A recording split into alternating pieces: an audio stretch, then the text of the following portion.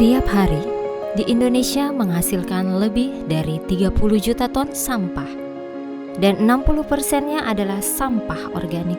Pertanyaannya, mau dibuang kemana semua itu?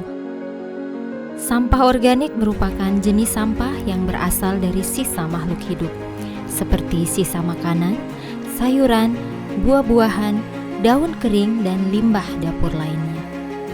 Meskipun mudah terurai secara alami, jika tidak dikelola dengan baik, sampah organik dapat menimbulkan bau tak sedap, menghasilkan gas metana yang berkontribusi terhadap perubahan iklim, serta menjadi sumber perkembangan penyakit.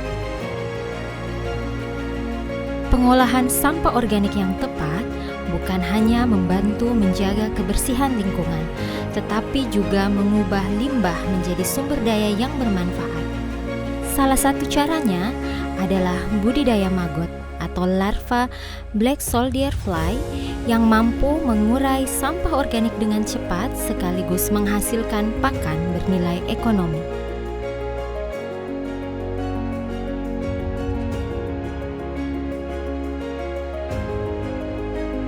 Di Kecamatan Wonggeduku Barat, tepatnya di Desa Lahotutu, terdapat satu-satunya pengolahan sampah organik dan tempat budidaya maggot sebagai alat pengurainya.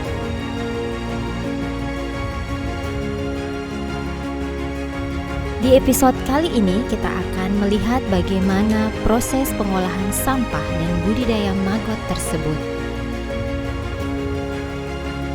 Selamat datang di Bank Sampah Bumi Mepoko Aso.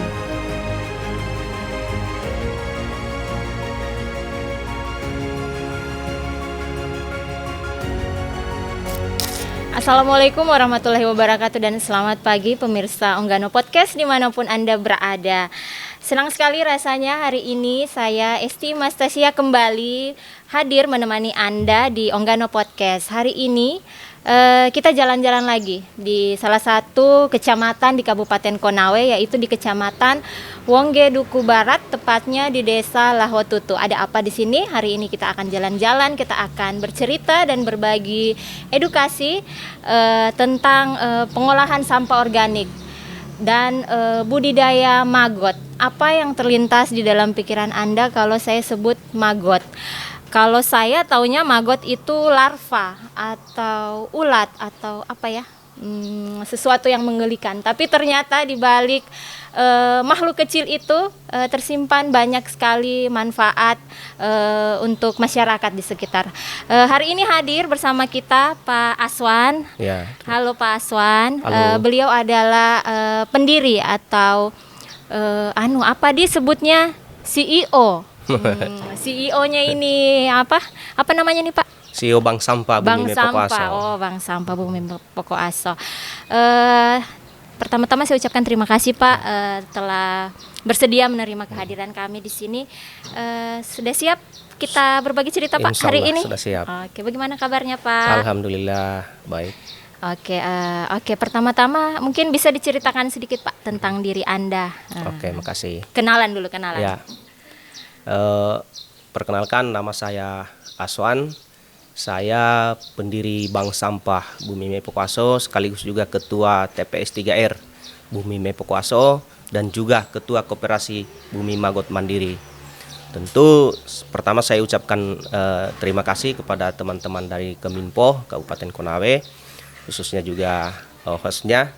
Kebetulan ini teman saya, teman letting, teman kuliah saya, dan pendidikan saya juga S2 Master Komunikasi Pembangunan. Sama. Tentu apa yang diceritakan tadi Bu Esti tentang larva, ya biasa kita sebut larva.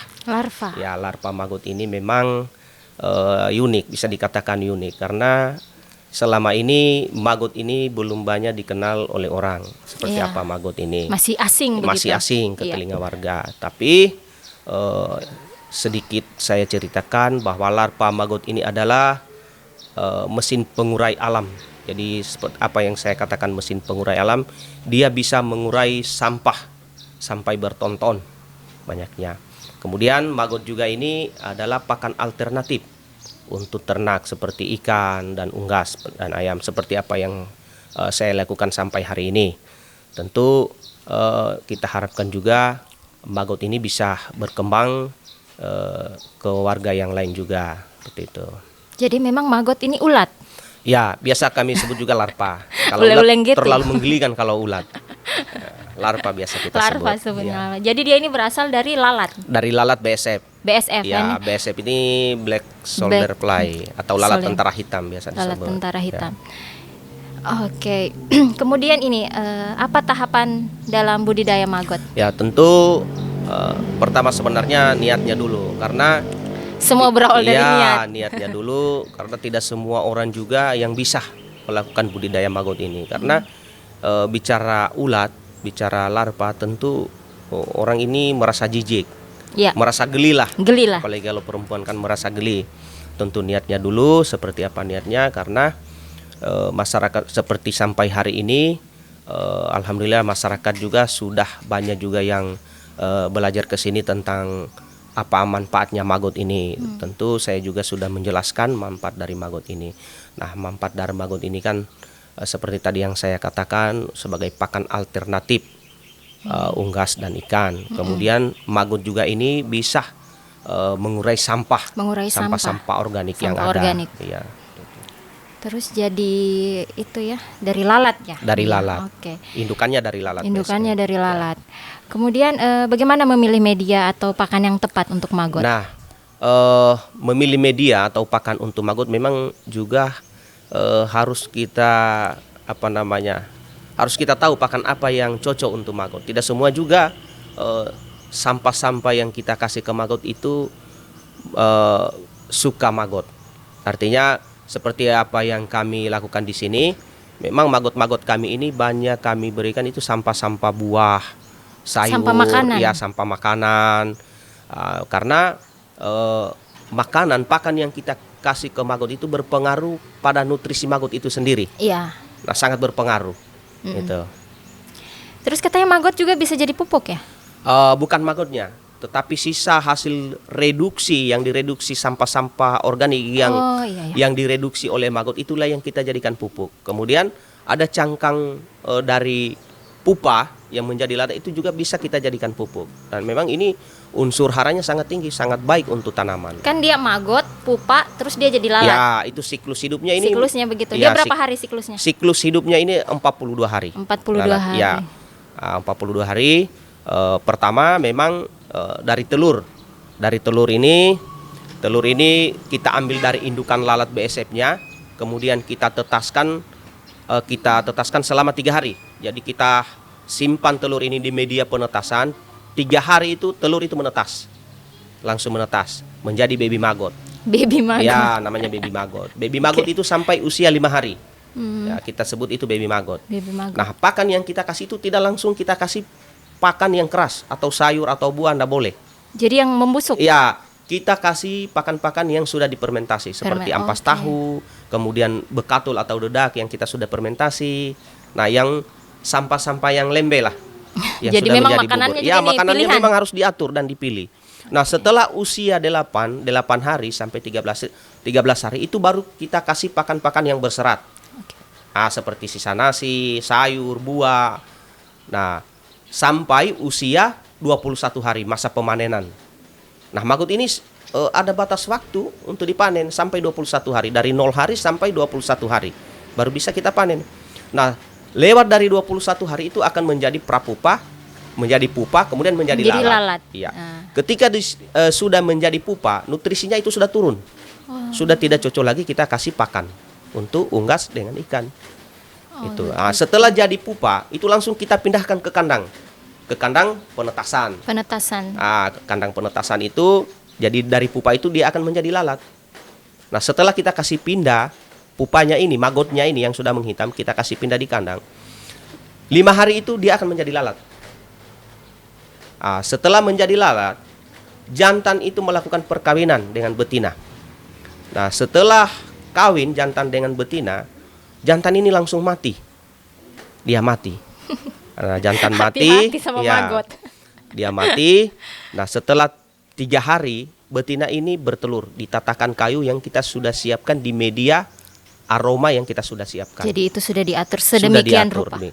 Nah setelah bertelur, betina juga ini langsung mati dia. Oh. Nah, betina langsung mati. Makanya siklus hidupnya dia singkat, pendek sekali.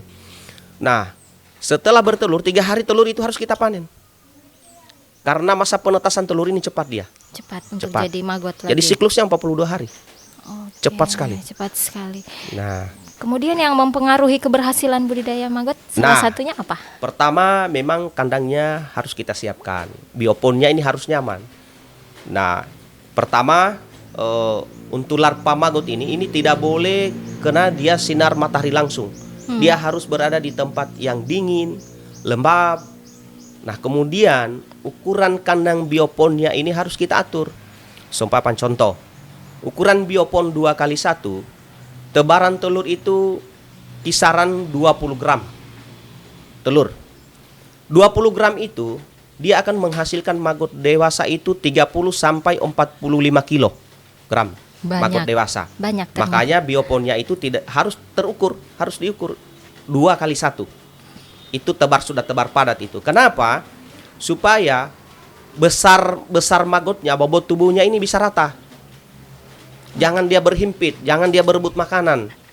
Nah, karena sampai ada yang tidak makan. Karena maggot ini sebenarnya maggot ini tidak mengunyah dia makan, mengisap. Mengisap dia. Makanya prosesnya cepat. Dia berhenti makan nanti usia 21 hari. 21 Makanya, hari stop. Ya, kadang kami kewalahan di pemberian pakan. Kami 1 bulan itu harus ada pakan sampai 15 ton. Itu bayangkan. Dalam 1 bulan. Dalam 1 bulan pakannya maggot pakan ini. Pakan organ itu harus ada 15 ton. Jadi memang makannya banyak. Makanannya banyak. Dia berhenti makan nanti usia 21 hari ketika dia masuk di fase prapupa. Itu sudah mulai berhenti makan. Itu. Makanya memang maggot ini biasa kita katakan memang mesin pengurai limbah. Mesin pengurai. Ya. Jadi dia berapa ini? Siklus hidupnya untuk siap dipanen yaitu tadi 42 hari. Iya. Kalau maggot itu mulai dari 0 sampai 20 hari. 20 hari. Di situ dipanen. Itu namanya maggot fresh. Masa pemanenan. Fresh. Maggot fresh namanya, maggot hidup atau maggot basah.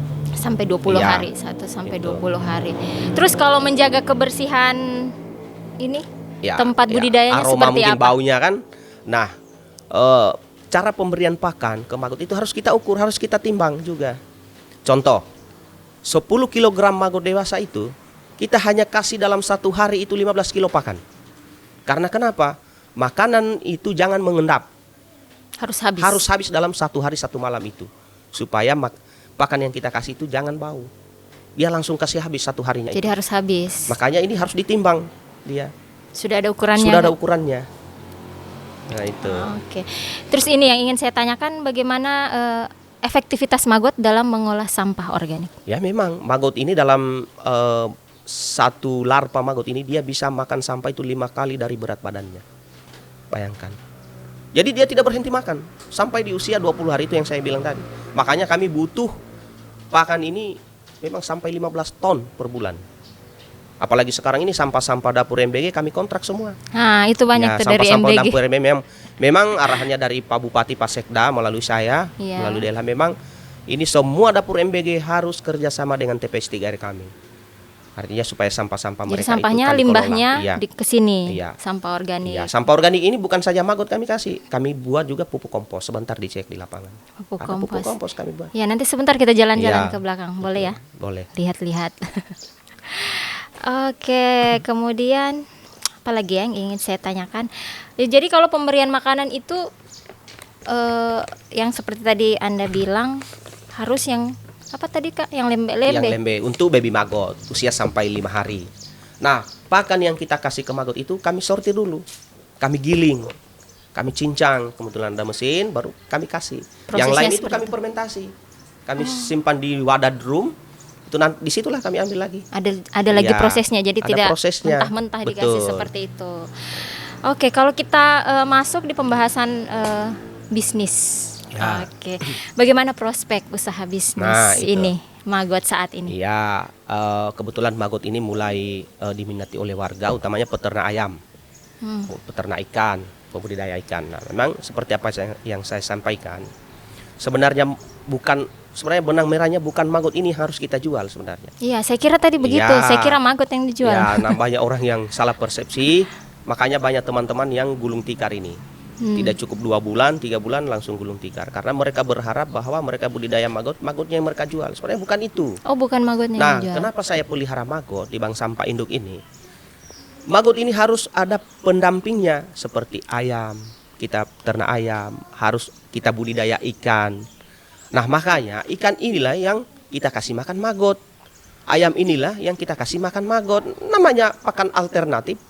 Tapi kadang juga maggot ini banyak juga yang beli. Pemancing, kadang juga orang-orang yang ingin belajar budidaya maggot, kadang juga perusahaan-perusahaan tambang ini banyak karena mereka ada CSR-nya, banyak yang belajar ke sini. Ini ada beberapa perusahaan seperti Virtu, Dragon, SCM, itu OSS itu banyak belajar ke kami ke sini. Banyak belajar ke sini. Ya. Sebenarnya salah. Soalnya bukan maggotnya yang harus kita jual, kecuali seperti ini sekarang apa yang kami lakukan. Maggot ini kami mulai jadikan konsentrat pakan ayam. Pakan ayam. Jadi maggot ini kami keringkan, kami sangrai di mesin, kebetulan ada mesin, kami sangrai, kami keringkan, kemudian kami tepung, kemudian kami jadikan pelet dan konsentrat pakan ayam. Kami campur dedak, kemudian jagung. Jadi tepung maggot ini pengganti tepung ikan. Tepung ikan. Jadi dia memang bernutrisi kalau untuk pakan. Nah, itu baru bisa kita jual produk turunannya. Itu salah satu produknya. Tapi kadang juga kita jual maggotnya itu kadang orang. Saya kira maggotnya yang dijual, bukan langsung maggotnya. Iya, jadi siklusnya seperti itu. Harus ada ternak yang kita pelihara. Jadi ayamlah yang kita jual ini karena apa? Maggot ini proteinnya yang tinggi sekali. Protein maggot ini yang maggot fresh itu bisa sampai 53%, bayangkan. Jadi kita pelihara ikan lele itu bisa kita pangkas masa panen. Nah, jadi memang siklusnya berputar terus. Ya, berputar terus. Oke. Kalau tantangan terbesar, apa yang Anda hadapi dalam pembudidayaan maggot ini? Pertama, rasa jenuh itu pasti ada. Bosan. Kemudian ketidakkonsistennya orang. Ketiga, pakan. Keempat, kalau tidak profesional mengelola maggot ini pasti mengganggu warga tetangga. Iya. Nah, pasti mengganggu. Kadang ada baunya, kadang diprotes. Iya. Tapi itu kita sudah taktisi. Seperti apa tadi yang saya katakan, memang kebersihan. Utamanya itu kebersihan. Kedua, pemberian pakan. Harus terukur dia. Tuh. Selama berjalan ini sudah berapa tahun ini, Pak? Ini untuk bank sampah induk di sini menjelang 6 tahun. 6 tahun. Ya, kalau maggot ini saya perkenalkan maggot ini baru menjelang 4 tahun. 4 tahun. 4 tahun. Perjalanan awalnya banyak yang protes atau banyak pasti. Yang protes itu jangan orang lain, keluarga saja sudah protes ke saya. Masyarakat sekitar. Kadang awalnya keluarga protes, ya kan. Pertama tidak sesuai dengan alur pendidikan kita kan. Tapi kan saya memang orangnya tidak gampang menyerah. Iya, karena saya tahu basicnya. Saya ini memang tidak gampang menyerah. Saya harus coba semua. Kemudian kita juga ini kan membantu pemerintah dalam pengelolaan lingkungan kan. Sampah-sampah yang dihasilkan warga kan sudah masuk ke kami, ke kita kan. Nah, jadi ini ada program kita lagi namanya Maggot Box. Apa jadi itu Maggot Box ini, jadi DLH ini kita akan canangkan semua warga ini, kita akan edukasi untuk budidaya maggot skala rumahan. Iya, jadi namanya Maggot Box. Jadi skala rumahan, jadi warga ini kita ajar cara budidaya maggot skala kecil, kemudian kita kasih bantuan ternak ayam atau ternak ikan. Gitu. Oke, terus ini jadi kalau kita, maaf saya bertanya, jadi kalau kita belajarnya ini otodidak semua? Kebetulan kita ini ada teman-teman juga pembudidaya maggot yang sudah lama berkecimpung senior. Ya, senior. Kemudian ada grup WA kita, di situlah kita saling bertukar belajar tentang budidaya maggot gitu. Iya, karena kalau basic pendidikan ini dari pemerintahan ini harusnya. Kenapa langsung jadi budidaya maggot? Langsung berwirausaha. Oke, terus apa kesalahan yang biasanya dilakukan kalau dalam mengelola maggot? Kesalahan pertama, keterlambatan pemberian pakan. Jadi kalau terlambat? Jadi maggot ini satu hari kita terlambat kasih makan, dia akan mengecil. Dia akan susut. Jadi dia ini harus makan terus. Nah, ini yang membuat kami kewalahan sebenarnya. Tidak bisa ditinggalkan dia ini. Jadi pagi ini harus dikasih makan, besok pagi lagi harus dikasih makan. Makan terus begitu? Makan terus. Nah, ini tantangannya ini. Jadi kalau Iya. terlambat, Kalau menyusut. terlambat dia susut, Hmm, mengecil dia itu maggot. Makanya pakan yang harus kita kasih juga harus bernutrisi. ya. Harus bernutrisi. Harus juga. yang bergizi Harus juga yang deh. bergizi. Oke. Gitu. Terus ini yang saya lihat usahanya apa? Kalau ininya tenaga Ya. apanya? Memang karyawan, Pekerjaannya? ya pekerja Karyawannya kita di dari sini mana? kan Dari sini juga? dari keluarga di sini Oh, yang butuh pekerjaan juga kita pekerjakan di sini. Memang untuk pemilah sampah ini kebanyakan juga ibu-ibu dari sini kita kasih. Ibu-ibu. Sekarang ini Jadi kami- membuka lapangan kerja ya, untuk masyarakat. ada 7 orang di sini yang khusus memilah sampah organik. Kemudian ada juga khusus pengangkut seperti mereka tadi itu kan pengangkut. Oh, iya. Kemudian ada juga yang khusus mengepres sampah-sampah plastik seperti ini. Ini banyaklah kita punya pekerja di sini. Mm-mm. Terus ini tadi ada saya lihat di sini sampah apa begitu. Katanya ini juga dari sampah ya. Ini produk-produk turunan kita dari sampah-sampah botol air mineral seperti ini. Plastik yang sudah diolah. Ya. Kemudian kenapa? Karena memang selama ini kan tantangan kita ini kan sampah-sampah plastik kresek yang tidak berguna, dibuang saja atau dibakar, ya kita olah jadi produk kursi-kursi seperti ini. Jadi ini namanya kursi stool. Kursi stool ini. Jadi ini bahan plastik ini satu setnya 45 kilo bisa saya habiskan sampah plastik. Banyak ternyata. Iya. Tapi olahnya di sini, Iya, langsung di di sini sini. ya. Oke, kemudian kita berbicara tentang inovasi lagi. Inovasi yang diterapkan dalam budidaya maggot. Ya, maggot Maggot ini itu kita mulai sendiri. coba membuat minyak maggot. Namanya minyak maggot. Jadi minyak maggot Buat ini apa itu minyak ya, minyak maggot? maggot ini memang ini banyak sekali manfaatnya. Seperti kami sudah kerjasama dengan Kadis Delha Provinsi, itu mereka sudah bicara salah satu perusahaan dari Korea, mereka butuh minyak maggot untuk bahan kosmetik dan obat. Oh, jadi Iya, dibuat kosmetik. Iya, kosmetik dengan obat dan harganya juga lumayan mahal. Tapi kami belum coba sampai ini. Tapi sarana prasarana permesinan sudah ada, kami dikasih dari Delha Provinsi. Tinggal kami coba. Karena apa? Maggot press saja ini kami tidak cukup untuk kasih ternak kami. Nggak cukup. Itu Ya? cukup, makanya warga ini saya ajak untuk budidaya maggot. Iya. Nah, supaya suplai bahan baku juga ada. Ada terus. Ya. Kami Kalau masih di kurang. Kabupaten Konawe ini baru sendiri ya ini? Baru Enggak, satu-satunya? Tidak. Di koperasi kami ini, Koperasi Bumi Maggot Mandiri itu sudah saya bina ini 80 kakak. Oh, 80 kakak. Ya, sudah ada 80 kakak. Untuk budidaya maggot Untuk itu budidaya sendiri. maggot. Itu. Sudah ada 80 kakak. Oke, kemudian yang ingin saya tanyakan bagaimana budidaya maggot dalam mendukung ekonomi sirkular? Ya, ekonomi berkelanjutan Berkelanjut. memang sudah ada wadah koperasi. Kami dikasih. Memang alhamdulillah sekarang binaan-binaan warga binaan saya ini mereka sudah mulai mengembangkan, sudah masuk dalam fase pengembangan. Bukan lagi maggot, sekarang mereka sudah pelihara ayam. Ayam, Mereka sudah nikmati sekarang.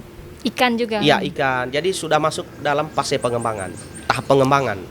Gitu. Jadi ekonomi sirkularnya memang berputar. Berputar terus. Kalau yang ingin saya ketahui ini lagi, sejauh ini dukungan pemerintah bagaimana? Ya, dukungan pemerintah alhamdulillah memang mulai Pak Gubernur, Pak Bupati, kemudian pusat juga. Iya, dari kementerian ya. Dari kementerian-kementerian kami juga banyak dibantu mulai dari bangunan fisik sampai dari permesinan sarana prasarana.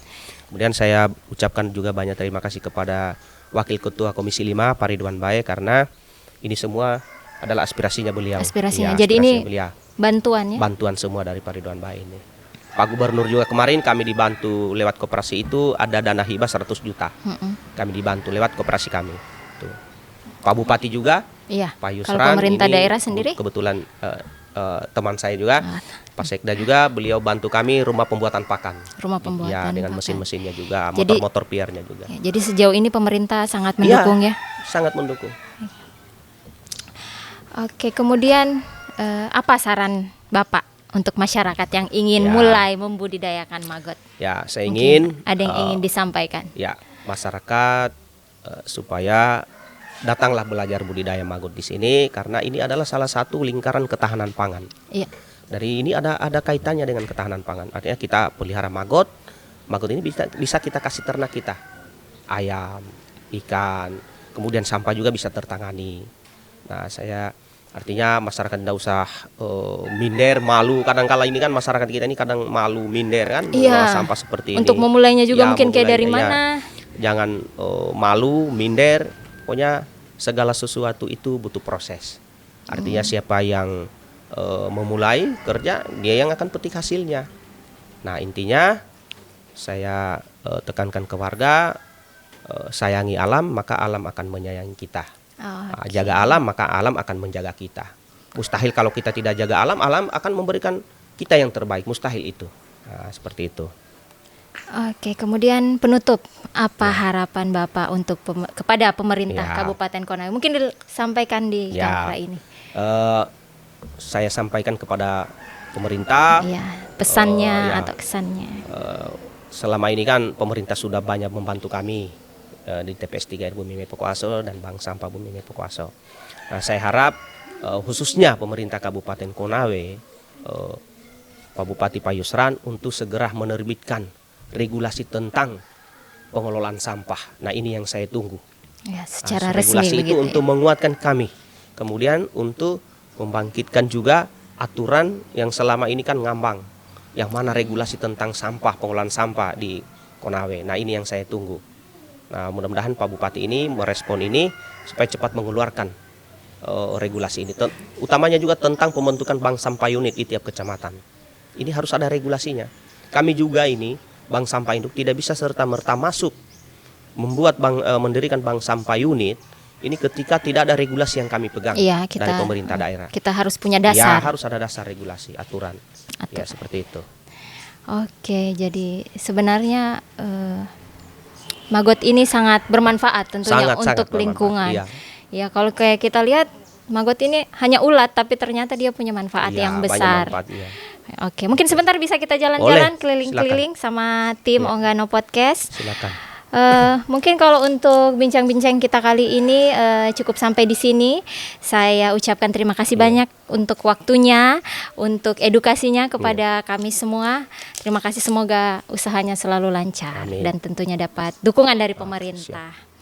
Baik, pemirsa Onggano Podcast, dari sesuatu yang dianggap limbah lahirlah manfaat yang luar biasa. Karena kesuksesan tidak selalu muncul dari hal-hal yang besar, tapi bisa saja dari hal-hal kecil yang terabaikan muncullah sebuah kesuksesan. Budidaya maggot bukan sekedar berternak, tetapi membangun masa depan yang lebih bersih, hijau, dan berkelanjutan. Dari limbah menjadi berkah. Saksikan terus Onggano Podcast, jangan lupa like, komen, subscribe, dan nyalakan lonceng notifikasi Anda untuk terus mengupdate informasi dari kami di Diskominfo Konawe. Sampai bertemu di episode selanjutnya, mohon maaf jika ada salah kata. Wassalamualaikum warahmatullahi wabarakatuh.